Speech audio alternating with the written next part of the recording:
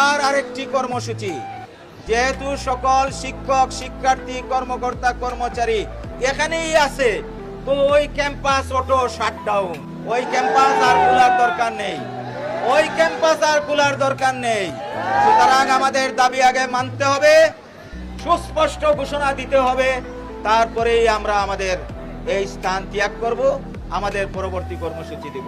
আরে ভাই উপদেষ্টা, ভাই জুলাই বিপ্লব যদি সফল না হতো তুমি উপদেষ্টা হতে পারতা না। জগন্নাথ বিশ্ববিদ্যালয়ের শিক্ষার্থীদের প্রোটেকশন, জগন্নাথ বিশ্ববিদ্যালয়ের 800 শিক্ষক,